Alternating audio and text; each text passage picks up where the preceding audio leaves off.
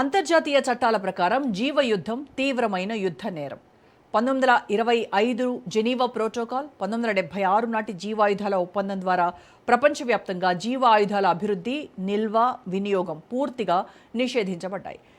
ఇదే అంశానికి సంబంధించి పూర్తి విశ్లేషణ అందించడానికి మనతో జాయిన్ అవుతున్నారు సీనియర్ విశ్లేషకులు, సీనియర్ జర్నలిస్ట్ పెంటపాటి పుల్లారావు గారు. పుల్లారావు గారు, నమస్కారం అండి. నమస్కారం సార్, గతంలో 1979లో సోవియట్ యూనియన్లో జరిగినటువంటి బయో ల్యాబ్ ఇన్సిడెంట్, ఆ ఇన్సిడెంట్ జరిగినప్పుడు మీకు గుర్తుండే ఉంటుంది. ఈ రష్యా దాన్ని ఒక నేషనల్ అవుట్ బ్రేక్గా క్రియేట్ చేసింది. సో ఇప్పుడు ఈ ఖెర్సన్ ప్రాంతంలో జరుగుతున్నటువంటి ఘటనలు నాటి సోవియట్ ప్యాటర్న్లో రిపీట్ అవుతున్నాయంటారా? లేదు అని అంటే నిజంగానే యాక్సిడెంటల్గా జరిగిందా, ఉద్దేశపూర్వకంగానే ఇదంతా జరుగుతుందంటారా? చెప్పడం చాలా కష్టం. ఎప్పుడు యుద్ధం జరిగే టైంలో ఫాగ్ ఆఫ్ వార్ అంట, అంటే యుద్ధ పొగ, ఎవరికేం జరుగుతుందో నిజం తెలియదు. మనకి రెండు సైడ్లు నిజం చెప్పరు, మూడో వాళ్ళకి తెలిసే విధానాలు కూడా ఉండవు. ఒకటి తప్పకుండా యుక్రెయిన్ రష్యా మధ్యన, యుక్రెయిన్లో ఎక్కడైతే ఆక్రమించారో రష్యా, విశేషమైన యుద్ధం జరుగుతుంది. నిజంగా నమ్మాలా వద్దా మనకు తెలియదు, కానీ నెలకి 20,000 మంది రష్యన్స్ చచ్చిపోతున్నారు, 20,000 మంది యుక్రెయినియన్స్ చచ్చిపోతున్నారంటే ఇది ఆశ్చర్యకరమైన విషయం. కానీ అందరూ నార్మలైజ్ చేశారు. ఇంకా మామూలే కదా, అవుతుంది కదా, నార్మలైజ్ చేశారు. అది ఇంకా రోజు ఎవరు పట్టించుకోవట్లేదు కూడా. 1000 మంది చచ్చిపోయారు, 800 మంది చచ్చిపోయారు. సో మీరు చెప్పిన దానికి ప్రత్యేకంగా ఏమైనా జరిగినాయా అంటే ఇంకా మనం చెప్పలేము. జరిగింది, ఎవరు చేశారు, న్యాచురల్లా, యాక్సిడెంటా, ఇది టైం పడుతుంది బయటకు వచ్చేటప్పుడు. అందువల్ల తప్పకుండా ఇది యుద్ధం ఇంకా ముదురుతుంది. రోజు రోజుకి మనం నిన్న డొనాల్డ్ ట్రంప్ కూడా పుతిన్తోనూ, యుక్రెయిన్ ప్రెసిడెంట్ జెలెన్స్కీతో మాట్లాడారు, యుద్ధం ఆఫ్ చేయాలని ఏదో విధానాలు ట్రై చేస్తున్నారు. కానీ రష్యా వెనక్కి పడిపోయింది కాబట్టి ఏదైనా చేస్తారు. ఇప్పుడు పుతిన్ ఆయన పరువు, ఆయన పొజిషన్ కోసం ఏదైనా చేస్తాను. అది దాచుకునే వ్యక్తి కాదు. నేను ఏదైనా చేస్తానని చెప్పి బెదిరిద్దామని కూడా చేస్తున్నాను. ఇది రియల్ వార్ అన్న ఈవేళ ఆయన మెయిన్ రిప్రజెంటేటివ్. ఇది అసలైన యుద్ధం జరుగుతుంది. మేము ఎంతవరకు వెళ్ళాలో వెళ్తాం. మా దేశం మీద మొత్తం యూరోప్ కలిసి చేస్తున్నారు అని అనౌన్స్ చేశారు రష్యా. సో బయోలాజికల్ వారా లేకపోతే కెమికల్ వారా అని మనం చూడాలి. మీకు తెలిసిన విషయమే, కెమికల్ వార్ ఆల్రెడీ జరిగింది కదా. 1975లో వియత్నాంలో అమెరికన్స్ కెమికల్స్ వాడారు. ఒక 40 లక్షల టన్నులు వాడారు కెమికల్స్. దేనికంటే చెట్లు, అడవులు అన్ని ఆకులు లేకుండా చేయటానికి, ఎవరు దాక్కోకుండా. అది దాదాపు 50 సంవత్సరాలు అయిపోయింది. సో ఇప్పుడు ఈ ఎలాంటి మలుపు వస్తుంది, ఎవరు ఆగట్లేదు. 1975లో కెమికల్ బయోలాజికల్ కాన్ఫరెన్స్ పెట్టారు, యునైటెడ్ నేషన్స్ పెట్టి ఇలాంటివి వాడకూడదని పెట్టారు. ఇవన్నీ ఉన్నాయి 1975, 50 సంవత్సరాల క్రితం. కానీ ఎవరు పాటిస్తున్నారు? యునైటెడ్ నేషన్స్ చాలా వీక్ అయిపోయింది. మాట ఎవరు వింటలేదు, వాళ్ళే పట్టించుకోవట్లేదు, వాళ్ళే తిరగట్లేదు. ఏమన్నా అంటానికి కూడా భయపడుతుంది యునైటెడ్ నేషన్స్, ఎవరు కోపం వస్తుందో. చాలా క్రిటికల్ స్టేజ్లోకి వచ్చింది యుక్రెయిన్ రష్యా. ఇక జరిగేది మిగతా దేశాల్లో కూడా జరుగుతుంది. ఇందాక ఒక మాట అన్నా, నార్మలైజ్ అయిపోయింది. 10 రోజుకి 1000 మంది చచ్చిపోతున్నారు, 2000 మంది చచ్చిపోతున్నారు, పర్వాలేదు.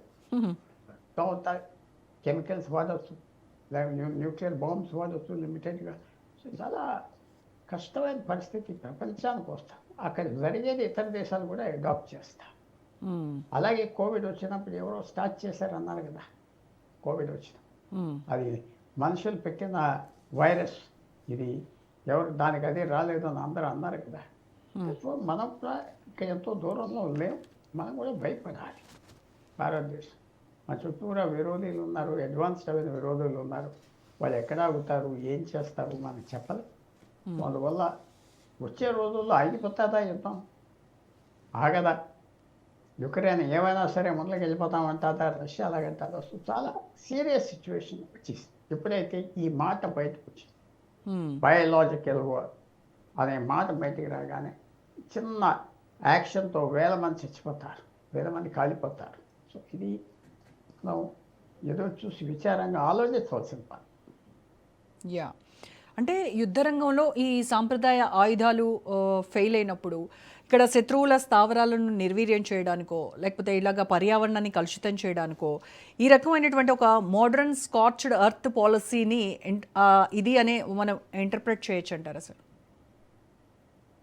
కాస్ట్ పాలసీ అంటే అంతా కాల్చేసి వదిలేయటం కాదు, ఊర్లు కాల్చేసి చేసేది పూర్వం పద్ధతి. ఇది ఆల్ వన్ షాక్, స్కాచ్ అంటే షాక్. ఇది సడన్గా ఒక 10,000 మంది 20,000 మంది చచ్చిపోయారు అనుకోండి, ఒకరోజు 50,000 మంది ఇలా చచ్చిపోతారు. అప్పుడు అందరూ లేచి నిలబడి షాక్ చేయడానికి రష్యా చేయకపోతుందా, యుక్రెయిన్కి తెలుసా, ఇది ఆప్ చేయటం కష్టం, ఆప్ చేయలేం. తర్వాత ఏం చేయగలం, కొంతమంది సోల్జర్స్ బ్రతుకుతారు. సో ఇది షాక్ అండ్ ఆవన్. ఇది స్కాచ్డ్ ఎర్త్ కంటే. స్కాచ్డ్ ఎర్త్ అనేది పూర్వ యుద్ధాల్లో చేసేవారు. అలా చేసేస్తే అక్కడ ఉండటానికి ఎవరికి ఏం ఉండదు, నీళ్ళు తాగటానికి ఉండవు, తిండి తాగటానికి ఉండవు, అది ఇక్కడ పనిచేయదు స్కాచ్డ్ ఎర్త్. ఇప్పుడు ఇది షాక్ అండ్ ఆఫ్ చేస్తున్నా బెదరగొట్టేయటానికి, అదర్ సైడ్ని లొంగేయటానికి. సో లొంగకపోతే ఫెయిల్ అవుతుంది, ఆ టాక్టిక్స్ ఫెయిల్ అవుతుంది, కానీ డ్యామేజ్ మాత్రం సరిపోతుంది. డ్యామేజ్. సో ఎంత పెయిన్ తీసుకోగలరు. ఇవాళ మీరు చూసింది ఇరాన్ ఓడిపోలేదు, గెలవలేదు, ఓడిపోయింది, కానీ మేము నొప్పి తీసుకెళ్ళగలం. చచ్చిపోయినా మాకు లెక్కలేదు, జనం బ్రెజిల్ వాడు చేసినా లెక్కలేదు. పెయిన్ తీసుకోగలం. యుద్ధంలో మీరు తీసుకోలేరు. మీ మీద ఒక 10 మంది చచ్చిపోతే మీ దేశం అంతా అందరూ అయిపోతారు, మేము తీసుకోగలం. అలాంటి సిచ్యువేషన్ కూడా యుక్రెయిన్ రష్యాకు వచ్చింది. రష్యాలో తిరుగుబాటుతనం వస్తుంది చాలా చోట్ల, పుట్టిన మీద గ్యాస్, పెట్రోల్ లేదు, తిండి లేదు, ఎక్కడ పడితే అక్కడ యుక్రెయిన్ డ్రోన్లు వచ్చి కాల్చేస్తున్నాయి, తిరుగుబాటుతనం వస్తుంది. యుక్రెయిన్ పొజిషన్ ఇంప్రూవ్ అవుతుంది. ఎలా చచ్చిపోయాం, ఎంతమందికి చచ్చిపోయాం, ఇంకా దెబ్బలాడితే మనం అనుకున్నది జరుగుతుంది. రెండు అన్ఈక్వల్ పడుతున్నాయి. ఇవాళ యుక్రెయిన్ నొప్పి తీసుకోగలదు, రష్యా నొప్పి తీసుకోలేదు. ఇరాన్ నొప్పి తీసుకోగలదు, అమెరికా నొప్పి తీసుకోలేదు. సో ఇవన్నీ పద్ధతులు జరుగుతూ ఉన్నాయి. చాలా సీరియస్, చాలా పెద్ద సైకాలజిస్ట్ వాళ్ళు యుద్ధ వెనకాల ఉంటారు. ఏం చేయాలి, అదర్ సైడ్ ఏం ఆలోచిస్తుంది. ఇది చాలా సొఫిస్టికేటెడ్ యుద్ధం అయిపోయింది. ప్లేన్లు, ట్యాంక్స్ ఏం పని చేయట్లేదు, చిన్న మషిన్స్ పనిచేస్తాయి. అన్మ్యాన్డ్ ఏరియల్ వెహికల్స్, యుఏవి అంటే ప్లేన్ లాగా తిరుగుతాయి, కానీ దాంట్లో పైలట్ లేడు, కింద నుంచే కంట్రోల్ చేస్తారు దూరం నుంచి. అన్నీ జరుగుతున్నాయి. వార్ఫేర్ మారిపోయింది. ఫిబ్రవరి 20 స్టార్ట్ అయిన 22 స్టార్ట్ అయిన వారు ఈవేళకి అసలు ఏమి అజాపజా లేదు. ఆ రోజు ట్యాంక్స్, ప్లేన్స్ తిరిగినాయి. ఇవాళ ఎక్కడ ట్యాంక్స్ ఏం లేవు, అయిపోయింది యుద్ధం.